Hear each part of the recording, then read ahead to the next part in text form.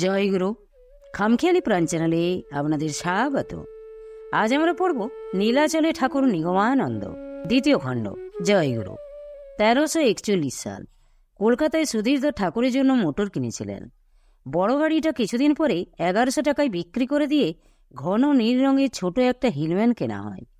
আমরা পুরীর বাসিন্দা হওয়ায় আপাতত 2 বছর বিশেষ প্রয়োজন ছাড়া ঠাকুরের কলকাতা যাওয়ার কোনো সম্ভাবনা রইল না। তারপর মঠাশ্রমের ভারও আবার ট্রাস্টিরা নেবেন। ঠাকুর বেশিরভাগ সময় পুরীতেই থাকবেন। পুরীতে তার স্বচ্ছন্দ ভ্রমণের ব্যবস্থা করা যায় কিভাবে, এই একটা কথা উঠল। হরেন্দা বা সুকুমামা এদের কে যেন একজন রিক্সা কেনার কথা তুললেন। 70-80 টাকা হলেই একটা ভালো রিক্সা হয়, কিন্তু চালাবার জন্য আবার একটা লোক ভাড়া করতে হবে। অন্নদা ব্রহ্মচারী সোৎসাহে বলে উঠলেন, কেন ঠাকুর, আমি রিক্সা টানব, আমি আপনার রিক্সাওয়ালা। বলেই জয়গুরু এবং ছোটোখাটো একটি তুড়ি লাভ। কথায় কথায় জয়গুরু বলে হাঁক দিয়ে লাফানো অন্নদা ভাইয়ের একটি অভ্যাস। এই হাসি খুশি সদানন্দ ব্রহ্মচারীটির ওপর ঠাকুরের একটা সুদৃষ্টি ছিল। হেসে বললেন, তুই পারবি? কেন পারবো না ঠাকুর, দেখবেন কি সুন্দর হড়হড় করে টেনে রিক্সা হই সমুদ্র পারে নিয়ে যাব। বলে এক হাত জিভ বার করে আবার হ্যাঁ হ্যাঁ করে হাসি। অন্নদা ভাই মেদিনীপুরের ছেলে, ভাষাটি আধা সাঁওতালি। তার উপর চড়কে ছোটবেলায় জিভে কাটা বেরিয়ে জিভটি একটু লম্বা হয়ে গেছে। কারণে অকারণে জিভ বার করা বেচারি স্বভাব হয়ে গিয়েছিল। কিন্তু তার ঠাকুরকে ভালোবাসাটি ছিল অকৃত্রিম। পরে তার প্রমাণ পেয়েছি। আর ঠাকুর যে কেন তাকে বিশেষ নজরে দেখতেন তাও জানা গেল। অন্নদা ভাই ঠাকুরকে তেল মাখাতে মাখাতে একদিন জানতে চেয়েছিলেন, আমি কে ছিলাম ঠাকুর? ঠাকুর তরিতে উত্তর দিলেন, গাড়ো এলে আমায় তুই দুধ দিয়ে যেতিস। সীতারামের বুড়ো একটা কাকা নাকে ছিল, তুই সে জঙ্গলি গয়লা। আনন্দ ধরে না অন্নদা ভাইয়ের। জিভ বার করে মন দিয়ে ঠাকুরের পা দলায় মলাই করেন। মুখখানা খুশিতে চকচক করছে। পরে মা জানতে চাইলেন, সত্যি ও আপনার গয়লা ছিল ঠাকুর? বাবা বলেছিলেন, হ্যাঁ, ওটাকে দেখেই চিনেছি। যাই হোক, প্রারম্ভিক আলাপ আলোচনার পর একটা রিক্সা কেনা স্থির হলো। কলকাতা থেকে একদিন পার্সেল যোগে এসেও গেল। 80 টাকা দাম পড়েছিল। রসিদরা বহুদিন নীলাচল কুটিরে ঠাকুরের বাক্সে ছিল দেখেছি। এই রিক্সায় করে ঠাকুর পুরীর এ প্রান্ত হতে ও প্রান্ত ঘুরে বেড়াতে আরম্ভ করলেন। কোনোদিন বা সমুদ্র তীরের রাস্তা ধরেই যাওয়া হতো।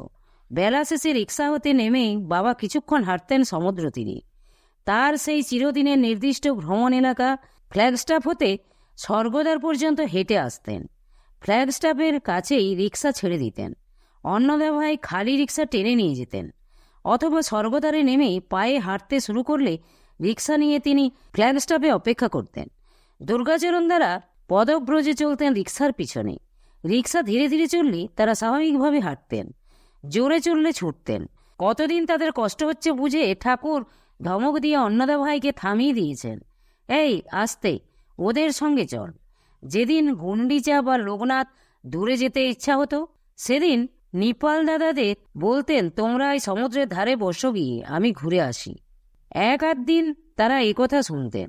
অধিকাংশ সময় অদম্য উৎসাহে রিক্সার সঙ্গ ধরতেন সকলে। কোন রাস্তার কি নাম, কোথায় কোন ঠাকুরবাড়ি মঠ, বিশেষ দ্রষ্টব্য কি, সব তারা বলে দিতেন।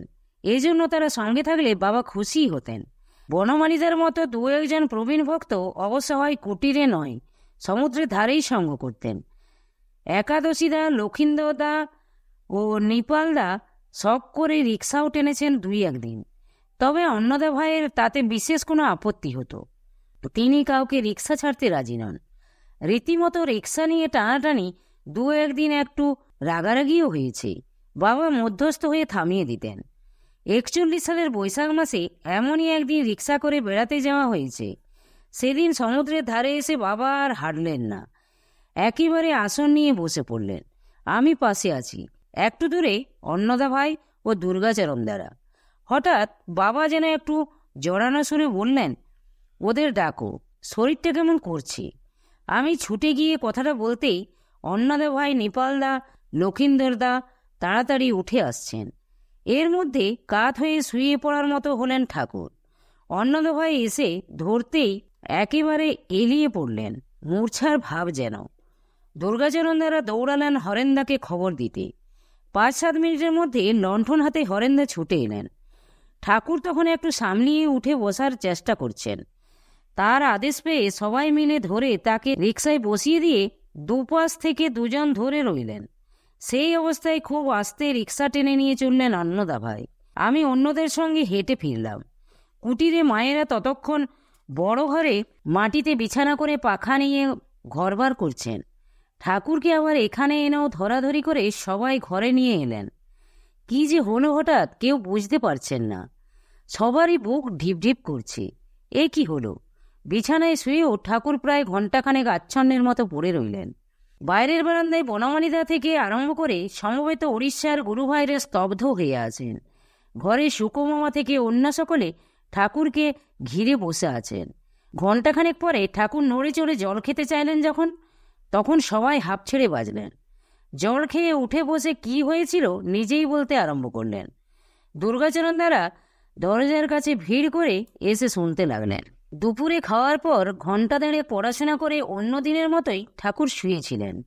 সামান্য তন্দ্রা এসেছে। তার মধ্যে দেখলেন ট্রেনে করে তিনি যেন আসামে যাচ্ছেন। হঠাৎ মনে হলো নিঃশ্বাস নিতে ভারী কষ্ট হচ্ছে। ভালো করে চেয়ে দেখেন তিনি যে কামরায় আছেন তার প্রতিটি জানালা ও দরজা কাঁচ টানা রয়েছে। টেনে খুলতে যান, কোনো জানালা খোলে না। হাঁপানির টান মতো ওঠায় বাবা যেন বসে পড়লেন একটা সিটে। ভীষণ গরমেই মাথা দিয়ে আগুন উঠছে, দম আটকিয়ে আসছে। এমন সময় দেখেন সেই আগাগোড়া কাচ দিয়ে ঢাকা কামরাটা নিয়ে ট্রেন যেন ভূগর্ভে নেমে যাচ্ছে। জীবন্ত কবরে ঢুকবার উপক্রম দেখে বাবা ভুবন ভুবন বলে ডেকে উঠেই নিজের ভুল বুঝলেন। কাজবন্ধ কামরা হতে তার ডাক কেউ শুনবে না। তখন মৃত্যু আসন্ন ভেবে এক মনে ইষ্টমন্ত্র স্মরণ করতে লাগলেন। অমনি মনে হলো শিকল টানলে গাড়ি থেমে যায়। শিকল টানতেই গাড়ি থেমে গেল। কয়েকজন রেল কর্মচারী এসে দরজা খুলে তাকে ওই রকম অর্ধমূর্ছিত দেখে ধরাধরি করে বাইরে এনে যেন একটা ছোট খড়ের ঘরে রেখে গেল। তিনি একা, কেউ কোথাও নাই। কোথায় সঙ্গের সেবক সহচারীরা? ঠাকুর বললেন, কোনো মতে উঠে সেই ঘরের দরজায় আগল তুলে দিয়ে বসে ভাবতে লাগলাম আমার এইখানেই মৃত্যু হবে। তখন তার দেহে ঘোর বিপর্যয় উপস্থিত হয়েছে। এককালে সহস্র কামান গর্জন, ভীষণ ঝড় তুফান ও সমুদ্র কল্লোলের মিলিত আরাব যেমন হয়, সেই মতো গভীর নির্ঘোষ তুলে মহাবায়ু ঊর্ধ্বগামী হচ্ছে। ভীষণ উত্তাপে মস্তিষ্ক যেন তরল হয়ে যাচ্ছে। তারপর অগ্নিময় জ্যোতি নিঃসৃত হচ্ছে শিরোভাগ হতে। দেহত্যাগের পূর্ণ লক্ষণ দেখে ঠাকুর ডেকে উঠলেন, তারা তারা। অমনি কুটিরের সামনে পরিচিত স্বরে কে যেন বলে উঠল, এই যে আমি। ঠাকুর মনে ভাবেন দরজা তো বন্ধ, ঘরে আসবে কি করে। ভাবতে না ভাবতেই বদ্ধ দুয়ার খুলে গেল। মুক্ত দ্বার পথে ঠাকুরের সামনে এক আশ্চর্য মূর্তি আবির্ভূত হলেন। ঠাকুর বললেন, যে এলো সে দেখতে লীলামায়ের মতো, কিন্তু তার চেয়ে দীর্ঘাঙ্গী ও স্বাস্থ্যবতী, আর ঠিক কালীমূর্তির মতো আলুলায়িত কুন্তলা এবং নগ্নিকা। মা এসে যেন দুহাত বাড়িয়ে শ্রী শ্রী ঠাকুরকে বুকে তুলে নিলেন, আর ঠাকুর নিজেকে একটি 2 মাসের শিশু বলে অনুভব করতে লাগলেন। দেহটি শিশুর অথচ পূর্ণ জ্ঞানী। তার তখন এই ভাব, শিশুরূপী ঠাকুরকে নিয়ে এক ঘনান্ধকারে এলোকেশী মা ছুটে চলেছেন।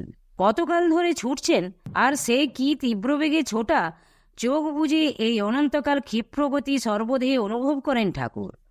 তারপর একসময় চেয়ে দেখেন দরদর ধারে ঘাম পড়ছে মায়ের সর্বাঙ্গ হতে। তখন ব্যাকুল হয়ে বলে উঠলেন, আর কতকাল আমায় নিয়ে এমন করে ছুটবে, কোথায় যাবে? অমনি মা যেন ফিরে দাঁড়ালেন।